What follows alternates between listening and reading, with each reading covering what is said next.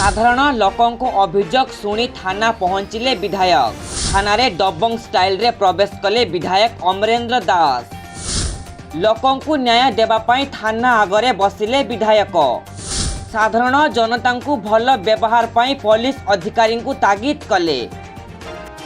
जगतसिंहपुर निर्वाचन मंडली नवनिर्वाचित विधायक अमरेंद्र दास एवं एक्शन मोड रे थिबा देखिबाकू मिलिछि। विभिन्न अंचल परिदर्शन करी सीधा सड़क भावे लोकंको अभियोग ग्रहण करी तत्कालीन समस्यार समाधान करुथिबा विषय एवं सारा राज्य रे चर्चा हेउछि। जगतसिंहपुर थाना को व्यक्तिगत भावे निजर कौनसी कार्य रे जाइथिबा बेले थाना को अभियोग नहीं आसीथिबा व्यक्ति को पुलिस कागज कलम मागिथिले। हेले थानार जड़े महिला ऑफिसर व्यक्ति को दुर्व्यवहार करुथिबा बेले विधायकों सामना को आसीथिला। ओडिशार मुख्यमंत्री मोहन माझी पूर्वर पुलिस ऑफिसर मानक तागिद करिथिबा बेले साधारण लोके अभियोग शुणी न्याय देबा पाई आदेश देइथिले। तेबे जगतसिंहपुर थाना रे अभियोगकारी को कागज कलम न दे पुलिस अभियोगकारी को कथा शुणी नथिले। हेले विधायक अमरेंद्र दास कागज कलम जगतसिंहपुर थाना रे देबा सह जनता को न्याय देबा पाई अधिकारी को रूम को न जाई बाहर बसी पुलिस को तागिद करथिले। साधारण लोक किभଳି न्याय पाइबे तांको न्याय दियंतु आ मनमानी चलिबो नाही बोली रकथक पुलिस को कहिबा समस्या को संगे संगे अधिकारी को व्यवस्था करने को निर्देश देइछंती।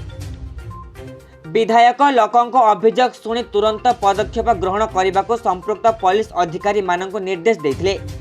जहा एबे विधायकों कार्यशैली को नहीं सारा राज्य रे चर्चा जोर धरिछि। निर्वाचन पूर्व बंधुक सरेंडर करथिली जाइथिली आनिबा पई गला को देखिली जो परिवेश मते दुख लगिला। सठिक भाव में व्यवहार करा जाऊ नै तांको मु सुनिली सेठी कहले कागज कलम दौना एफआईआर पई। मोर जेति नॉलेज अच्छी प्रत्येक थाना को सरकार दौरान गोटे जे आसीब अभियोग करने जो व्यक्ति विशेष आसवे चेयर टे देवे।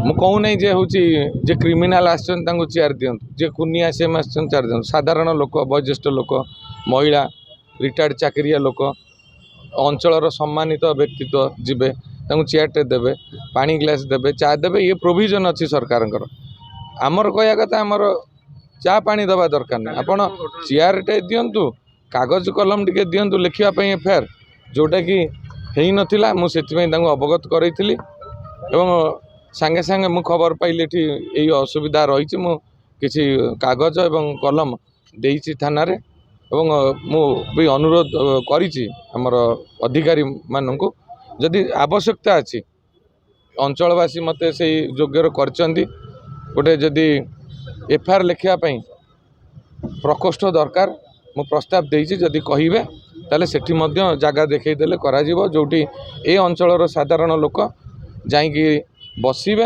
एवं तांकर अभियोग लिखिबे एवं देबे। एवं मु आपण मानक माध्यम रे सबु थाना को अनुरोध करुछि जे समस्त को व्यवहार ठीक करंतु, तांको कथा सुनंतु, तांको न्याय प्रदान करंतु, बारंबार दौड़ांतु नाही।